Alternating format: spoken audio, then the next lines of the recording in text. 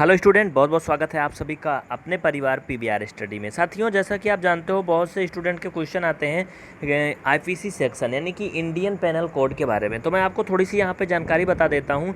जो IPC section है, ये इसका मतलब क्या है पता है? भारतीय दंड संहिता।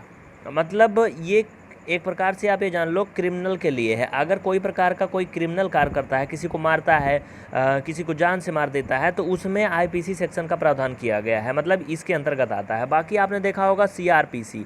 तो बच्चा ये जान लो, सीआरपीसी जो होता है ना, ये कोर्ट के लिए होता है। इसके अंतर्गत सज़ा सुनाई जाती है। ये पुलिस वाले सीआरपीसी नहीं प्रयोग करते हैं। कि आपने सुना नहीं होगा ऐसा कि पुलिस ने इस सीआरपीसी के अंतर्गत गिरफ्तार किया। पुलिस हमेशा आईपीसी सेक्शन के अंतर्गत गिरफ्तार करती है, क्योंकि सज़ा का प्रावधान इसी में किया गया है। ठीक है, तो आप इस बात को यहाँ पे ध्यान दीजिए और समझने की कोशिश करिए। इसके अलावा आपका जो आता है वो, जैसे मान लो किसी का ज़मीनी विवाद चल रहा है, झगड़ा लड़ाई चल रहा है, कोई किसी की ज़मीन कब्जे आ रहा है, तो उसमें आईपीसी और सीआरपीसी नहीं लगता है। वो दीवानी मामले होते हैं जो सामान्य तरह के होते हैं, साधारण तरह के होते हैं। उसमें ऐसा नहीं कि अगर आपने किसी का ज़मीन कब्जा लिया है तो आपको पुलिस ले जाके ज़िंदगी भर के लिए जेल में डाल देगी, नहीं। उसमें अगर आपने ऐसा कुछ किया है तो उसका अलग तरीका होता है, अलग प्रोसेस होता है। बाकी अगर हमारे यहाँ की पुलिस जो है वो ले जा करके बंद करती है, मारती है, सज़ा देती है, तो वो पुलिस की अपनी गलती है, क्योंकि पुलिस आजकल जो मन वही कर रही है। तो देखो इसमें क्या है, धारा 320 का विवरण। हाँ, लेकिन एक बात और सुनना, अगर आपने ज़मीन कब्जिया भी लिया है और जो विपक्षी पक्ष है उसको आपने मारा पीटा है, तब ये फिर पुलिस आपको गिरफ्तार करेगी, सज़ा भी देगी। इस बात को याद रखना। मतलब कोई प्रकार का मार पिटाई या झगड़ा लड़ाई उस प्रकार का नहीं होना चाहिए, नहीं तो फिर उसमें आईपीसी का भी जगह मिल जाती है और फिर आपको इस क्रिमिनल के अंतर्गत गिरफ्तार कर लिया जाता है। तो इसमें बात करते हैं 320 क्या होता है। भारतीय दंड संहिता की धारा 320 ये एक प्रकार से एक अपराध को दिखाने के लिए दर्शाई गई है। इसमें किसी भी प्रकार का मतलब वो नहीं, अलग से सज़ा का प्रावधान नहीं है। इस धारा के अंतर्गत सज़ा का प्रावधान इस प्रकार के अपराध के लिए अलग धारा में किया गया। उसके बारे में हम आपको अगले वीडियो में दिखाएंगे।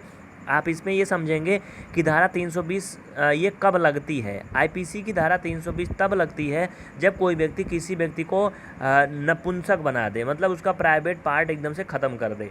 दूसरा नंबर तब लगती है जब दोनों में से किसी भी नेत्र को वो अस्थाई विच्छेद कर दे, मतलब दोनों में से कोई एक आँख फोड़ दे, तब ये भी तब धारा लगती है 320।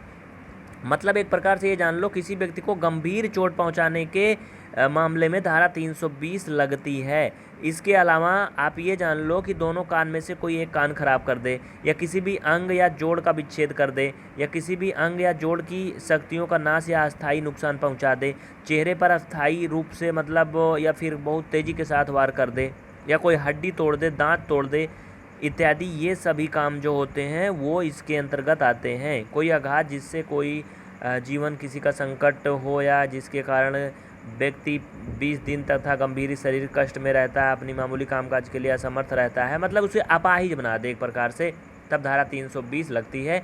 यानी अगर किसी को धारा 320 लगी है तो इसका मतलब वो व्यक्ति किसी को बहुत गंभीर चोट पहुंचाया है। ठीक है, तो फिलहाल इस वीडियो में इतना ही। लेकिन अगर आपके ऊपर पुलिस धारा 320 लगाती है, आपने इनमें से कोई काम नहीं किया है, तो आप उसकी कंप्लेन करिए, उसकी शिकायत करिए। बात समझ रहे हैं ना? मतलब ये धारा 320 तभी लगती है जब कोई किसी व्यक्ति को गंभीर चोट पहुंचाए। तो फिलहाल इस वीडियो में इतना ही, मिलते हैं नेक्स्ट वीडियो में।